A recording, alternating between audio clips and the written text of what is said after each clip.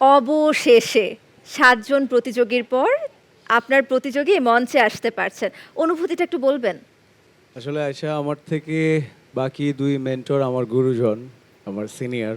সেটা তো বোঝাই যাচ্ছে ওদের সাথে কতজন বসে আছে সেটা দেখেই বোঝা যাচ্ছে।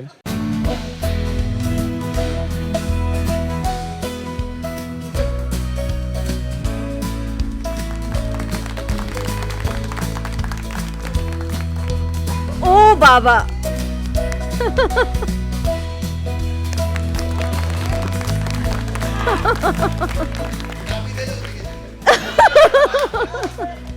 আমি কি কিছু বলবো এখন আর আয়েশা বলো? না, না আমার মনে হয় কৃপা দাসকে এই মঞ্চে পাঠানোর জন্য যদি আপনার কোনো বক্তব্য থাকে সেটা আপনি দিতে পারেন। ছোট্ট করে বলতে চাই, কৃপা তো আজকে গান গাইবে এবং মনীশ সরকারের বিখ্যাত গান 'মানুষ একটা ২ চাকার সাইকেল' সেই গানটি কৃপা গাইবে।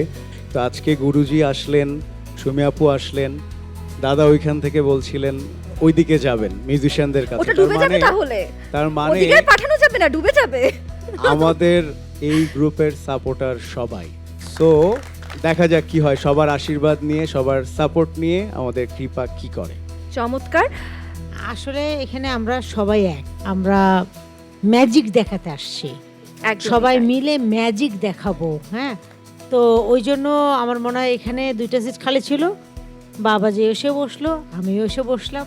সব মিলিয়ে আমরা আবার ভারী হয়ে গেলাম। রাইট? সবাই তালি দাও।